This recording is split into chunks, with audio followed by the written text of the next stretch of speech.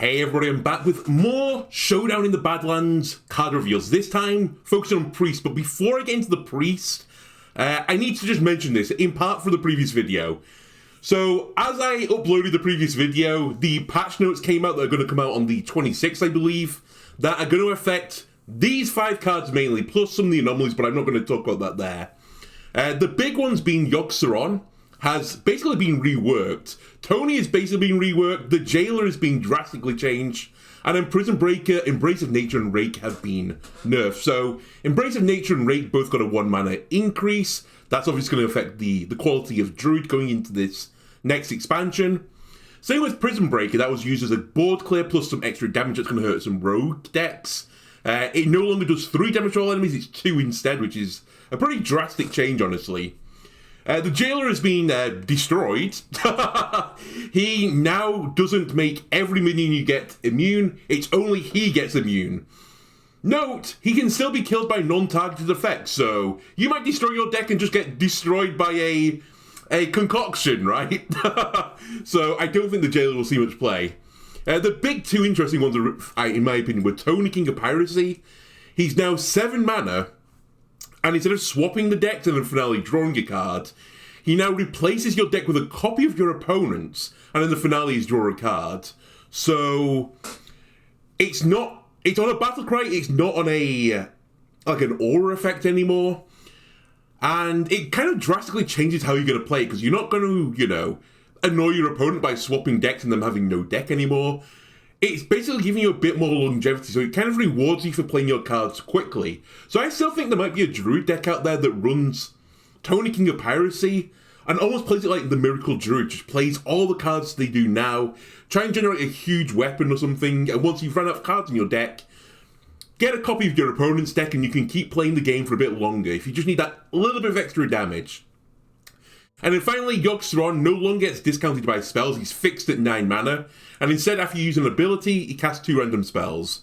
Big nerf to Yogg, I still think he's a lot of fun to play, but obviously, it's taking his power level from the Uber tier into probably somewhere around the B tier. Now, people have been saying, cast 2 random spells is not a great effect, but I remember people saying that about the 7 mana location as well, that cast 4 random spells at a target. And that seems quite a lot of play, honestly. I do think, it's not targeted, I believe, it's just 2 random spells. But this is considerably weaker than that location. At the very least, though, all things being said, you could see it as like a 9 mana mind control, right? You still have that effect. So it's okay, but I think that's kind of where it is now. Anyway, now we can get into the Priest reveals, with the knowledge of this is like roughly where I say where the meta's going to be. It's so hard to say where the meta's going to be now. It's going to get shook up just before an expansion. Really interesting times. First and foremost, this is a card that was actually revealed prior to the big Priest reveals.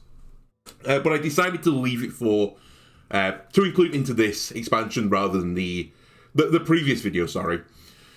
We have Elise Badlands Savior, the 8 mana 5/5 battle cry. If your deck has no duplicates, summon 4 copies of 4 random minions in your deck. Now, immediately when I saw this card, I thought of one thing. This card, Xeric's Cloning Gallery. So this saw a lot of play in Resurrect Priest, a deck that a lot of people despised, honestly, which was a 9 mana spell that summoned a 1/1 copy of each minion in your deck, so you could get like 7 minions at 1/1s. And basically that deck would get reborn Death Rattle minions that were extremely frustrating to clear. They typically had effects like, heal yourself, draw cards, destroy an enemy minion. And it made it so hard to trade into the opponent's board with minions. And I can see something very similar coming to fruition now. A bit of a spoiler for the Priest cards coming ahead. I thought they were going to announce some more Death Rattle cards. They haven't. They went in a bit of a different direction for Priest, compared to this big legendary, in my opinion. But there's still some really great gets for the 4/4 copies. Now, a lot of Control Priests right now use Creation Protocol to pull out many copies of Aman'Thul, because it's such a huge amount of value, right? If you get a 4/4 copy of Aman'Thul, you're happy, right? Because its effect is so insane. Its ability potentially removes 2 minions, but you get a legendary minion on top of that. That's just value, value, value. Now, a new archetype that I think might spawn from this Highlander Priest deck, I could easily see a Death Rattle Undead package coming into it, where you get really annoying undeads that either have like almost like a sticky effect. Like they summon other minions, they like heal you and so on and so forth. Like, for example, you could pull out like Rotten Applebarm, heals you for 6, and is an undead. Flesh Behemoth, draw another undead, summon a copy of it, that's sticky. Bonecaller, resurrect a friendly undead that died this game on the Death Rattle. By the way, these are all taunted as well, so you can protect your face from any damage. You can pull out Katrina Muerte, which has an aura effect that will go off with at least Badlands, because it doesn't fill your board. If your board is empty, you only have 5 slots on there, Katrina can pull something out of the resurrect pool. You can also put stuff in there like Tailing as well, which again is a sticky minion, are very annoying to deal with, and gives you more draw. And then to cap all of this undeadness off and all this stickiness off, if you happen to draw into High Cultist Basilev, you can resurrect them all again, and have a giant board of undeads again. I think this could be extremely, extremely toxic to play against. Will this be better though than Control Priest? I don't know, but I definitely think this is something that will be tested. So I think Elise will be possibly one of the best cards of the set so far that has been revealed. I think it'll see a lot of testing. And I could also see a world where you run it in a Control Priest deck, because Control Priest cuts a lot of cards out that are actually pretty good, in my opinion. I could see you running one of all of the control cards, like running one Whirlpool, one Light Bomb, yada yada yada, and still running 2 Creation Protocols as the only 2 off, because the card is so good that getting another Amenful is just worth it, and you just have this insane value deck. Also from Priest, this is one of the gimmicks of the deck, and it's a really interesting one. In fact, it might be the most interesting gimmick I've seen for a while. Priest gets this bottling mechanic, so they have Holy Spring Water, 2 mana Holy Spell, restore 8 health to a damaged character, save an excess in a bottle, that's 1 cost. And this is the bottle, so you don't get to save excess from that bottle, it's literally, it's basically 2 and done. Very, very, very interesting card. And why is this interesting? Well, there is an archetype in the class for Overheal. And I ran an Overheal deck, the expansion before last, and it seemed pretty explosive. However, it was kind of missing like a few key pieces. Spoilers again ahead, there is another Overheal card for this set. But this Holy Spring Water might be the thing that tips this over the edge into an aggro Overheal Priest deck. Because you've got this cheap card that heals for a big amount. You can overheal these cards to give you a great effect on top of that. And then you get a 1-drop bottle that again can trigger the overheal 1 more time. It's very, very nice, very efficient as well. You can kind of see it as, like 3 mana, you're going to heal 8 health. Guaranteed you're going to, nearly guaranteed you're going to heal 8 health, depending on what you do with the other bottle of spring water. I really like this card. And I should have mentioned, the reason I put Silvermoon on here is you can also buff these effects with spell damage if you want even more healing. I don't think it's a particularly strong play, but just throwing the idea out of there to, trigger your creative juices. There's also the 4-mana Invasive Shade Leaf, the Shadow spell. Deal 8 damage to an enemy minion, save any excess in a bottle. And it's very similar to the previous one, so it's like 2 uses of a single target elimination. I think this is weaker than the heal one, which I think will be going into an overheal deck. However, there is a payoff card for having all of these bottles that I'm going to show, so it may see play because of that card in particular. Again, just to point out, you can spell damage buff this as well to get even more effect, or you could use something like Enchanter to deal 16 damage to a minion, assume that will kill it, and then you get the excess in that bottle, so you could have more than 8 damage in the bottle. Do I think that's better than having 2 single target removal spells? Because all in all, it's like an 8 mana package. Probably not, but you never know, maybe. Maybe there'll be a minion that you have to kill with damage, and this combo sees some play. The final bottle is Swarm of Lightbugs. 5 mana, summon 10 1/1 Lightbugs with lifesteal. You save any in excess in a 1-cost bottle. The Lightbugs are 1/1 beasts with lifesteal, and the bottle is like the previous ones. You don't get the excess. So if you have like 5 minions on the board and you have 8 in the bottle, you'll never be able to get all 8 of those out of the bottle. You will waste one eventually. The cards I put this similar to so far, like I was trying to think, I can't really, I haven't been able to judge the value of this card particularly because there's not a lot of like tokeny priest synergy. So it does feel like you're just putting out 7 1/1s on the board for 5 potentially. That's okay value. It's 7/7 in stats. Split very, very thinly. However, there was a card that did see some play. Scale of Onyxia, that was 7 mana. You got a board full of 2/1 whelps with rush. Now, the important thing about this was that the whelps had rush, so it was quick damage. It was like 7 mana, 14 fast damage to minions. And also, this fed into your infuse minions. So it was, at the time, that was Lord D? No, Mr. D, I think I used to call him. Nathrius. But you could easily see this feeding your infusions, like maybe you run a Sylvanas in the deck or something and just infuse in one go. The other card I think this is somewhat similar to, and this kind of theme, is Rats of Extraordinary Size, which used to summon 7 1/1 rats. Any that wouldn't fit onto the battlefield went into your hand with 4/4. Now, I don't really remember this card seeing any play, so my gut feeling is, again, without the piece of the puzzle that would tie all these bottles together, I don't think this would see play, but you never know. I think of all the bottles, the heal one will probably see play in its overheal own right. The other bottles will see play maybe as some sort of value deck, but I don't fully see the entire package. Anyway, the final piece of this puzzle that I've been alluding to is the legendary Pip the Potent. A 4 mana 3/5 battlecry. Copy each 1-cost card in your hand. So I said you're getting, these 1 bottles, and it was like 2 uses. So you got the original one and then the bottle. With Pip, you get 2 uses of the bottles. Pretty solid, right? That's a lot of potential value, a lot of potential removal, a lot of potential just swarming the board with minions, right? Eventually there becomes a time that even if your opponent has board clears, they can't keep clearing wave after wave of light bugs. Like if you summon in 4 turns in a row, 7, that'd be really good 7/7s. 7 1/1 light bugs with lifesteal. There comes a point where they can't deal with it. Now it's still only 7 damage, but that's kind of annoying to deal with. And it's gonna plip away, feed all your infusions, and so on and so forth. However, as I mentioned, I don't think this is gonna be good enough. I don't think you would run Pip in the I say you wouldn't. You might run Pip in the Overheal deck because there are other good 1-mana cards. I'm going to allude to some of them in a moment. There is the Bottled Spring Water. There's also the Funnel Cake is 1 mana as well, which is running an Overheal Priest. So maybe Pip is good enough to duplicate both of those and run into an Overheal deck. And you don't run the Bottled Lightbug or the Bottled Shade Leaf. Other cards that you might want to copy with 1 cost.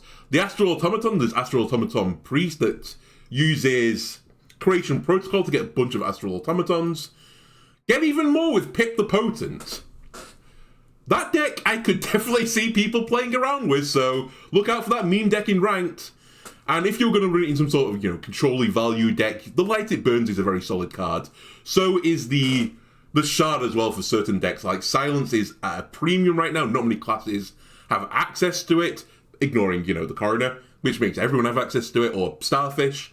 But Priest has big Silence access, and you could get more of those cards. So it's a pretty nice value card. Do I think it's going to be good enough? I think it'll be interesting in Overheal Priest if it makes the grade, if it cuts the mustard. I'm not sure exactly if it's going to do that though, but we'll see. The other payoff for all of these is the Thirsty Drifter, a 6 mana 4/6, Taunt. He costs 1 less for every 1-cost card you've played this game. Now, this immediately reminded me of this card, Devout Pupil. And Devout Pupil did see play in Paladin. I would argue that Thirsty Drifter is probably easier to activate. There's a lot of 1-cost cards in Priest, a lot of really good 1-cost cards in Priest as well. Devout Pupil needed cards that targeted your minions to get the discount, so that's a bit of more specific criteria. However, this got Divine Shield. It did trade 1 health for it. Devout Pupil did see a little bit of play. The deck, though, wasn't particularly strong, and I don't think Devout Pupil was a necessity to run in the deck, even. Therefore, I don't think Thirsty Drifter will be good enough. But if Value Priest does become a thing, and, you know, maybe... The problem is, like, the big legendary wants one-offs, and then you have this archetype that kind of wants you to run multiple copies of the one-cost generators, and they just don't quite gel together, so... I don't think Thirsty Drifter would cut it in Control Priest. I don't think you would cut it into the Overheal Priest deck as well, but maybe you will do. Maybe there's enough card draw that you can just vomit this 0 mana 4/6 onto the board and be happy. It's just going to need some experimentation, but I think Priest is in a really kind of an interesting spot, but could be frustrating for some. But whenever you load into Priest now, you're not going to know if you're going against Undead Shadow Priest. You could go against Aggro Overheal Priest. You could go into Highlander Value Control Priest. You could go into Control Priest. It's so hard to mulligan into it, or at least on the ladder. And I'm really interested to do some testing. I definitely think on the opening day of Shadowlands, I will be testing out numerous Priest decks. And again, I alluded to this card earlier. There is another Overheal card that's been announced. The Injured Hauler, 3 mana 3/7. Battlecry, deal 4 damage to its minion. If you Overheal it, do 2 damage to all enemy minions. If there's going to be an Overheal deck, this card will go into the Overheal deck. It's very nice because it injures itself, so you can get the Overheal effect propped much easier than some of the other Overheal cards. I mentioned this before, though. Are we in a really, minion-based meta right now? No. However, the meta is about to do a flip because Druid and Rogue have been, hit pretty hard by the patch notes. Maybe we'll get a bit more minion combat. Maybe the Injured Hauler then is incredible value for the cost, right? Like 4 mana doing 2 damage to all minions have a 3/7. That's like the super duper Holy Light, right? The other theme with Priest is a Thief package. I didn't even mention this with all the Priest decks. Obviously, there was Thief Priest as a thing. We have Tram Heist, 4 mana. Get a copy of each card your opponent played last turn. I think this is a pretty weak card, honestly. Immediately when I saw it and, I was thinking about Priest, I kind of compared it to Murazond. It's a bit unfair because Murazond was a legendary. That was an 8 mana 8/8 dragon that played the card, so you didn't even have to spend the mana to play the cards because Tram Heist just puts them into your hand. It also doesn't work particularly well with the big Thief payoff card, which is... Name has been forgotten. What is he called? Harvester of Envy. That's the one. He doesn't work with Harvester of Envy because you get a copy of the card that was played, so you can't steal the card because they played it, right? That being said, it might see some play still in the Thief Priest deck. It's a fun-ish card. It also has a reminder to me of Plagiarize from Rogue, which doesn't see any play whatsoever. That's a 3 mana secret, but at least for... The 3 mana secret you can kind of play around if it was, strong. Tram Heist, you can always hold in your hand to the perfect opportunity to get the perfect cards. I just don't see it for Tram Heist. The only other card that it kind of synergizes with is Theft Accusation. You steal, or you copy some cards from your opponent's hand, you play them with Theft Accusation on one of their minions, and get a minion killed. Do I think this is worth it? No. I think this is such a roundabout way to get a card that you can't put in your deck and not necessarily synergizes with your deck, and destroy a minion. Priest has better ways to destroy minions. I don't think this will see play. There's also Posse Possession. Summon a 4/4 copy of a random minion in your opponent's hand. Now, this card does work with Harvester of Envy, so it might see play. In fact, it will definitely see play in Thief Priest. Do I think Thief Priest is going to be good? No, but I think people will play with it on the ladder. I think it's one of the weaker archetypes. Again, you're spending 4 mana to get a 4/4 copy of a minion. A lot of minions in Hearthstone right now are Battle Cry, so you're basically getting an understated minion, because for 4 mana you'd want more than 4/4 as stats. Sure, occasionally if you combine it with Harvester, you'll steal like a key card of your opponent, and there are a decent number of decks out there that I would put in the criteria of like a combo deck. If you can pull out like, an Ignis from your opponent and steal it, that's really frustrating. Pull out Fizzle from like the Druid decks, also very frustrating. You pull out Odin, very frustrating. but it's just too much RNG for it to be reliable, and therefore I don't think it's going to be particularly good. Also, into some decks, it will just be worthless. Again, to go towards this thief theme, we have the Benevolent Banker. Battlecry, discover a spell from your deck. Quick draw the enemy deck instead. Now, I feel like this card that I mentioned in the previous reveal, that we need to see quick draw for all its glory. And I don't think this is showing its glory. I think the quick draw effect of this card is weaker than not quick drawing it. I think it's a downside. But that's been a little bit tongue-in-cheek. Again, obviously this is meant to synergize with Harvester of Envy and Theft Accusation, the Thief Priest decks. But typically a spell you put in your deck is better for you than an opponent's spell in their deck, right? It'll have more synergy with what you want to do. Therefore, quick drawing it in, like, you know, some sort of value priest deck or the control priest deck would be terrible. So you wouldn't want to quick draw it there. So obviously you wouldn't see the Benevolent Banker in that deck. The only positive side to it is, again, if there are a lot of combo decks that rely on spells, you do get to discover the spell, so you have a greater chance of discovering something that is good to steal, or basically just good enough to steal from your opponent. That's the only way this card will see play. Again, I don't think Thief Priest is going to be good enough, but who knows? We have to see all of the other cards and if there's going to be any combo decks out there. Anyway, that's the Priest reveals for now. Stay tuned for later in the day as the Death Knight cards are revealed. Goodbye.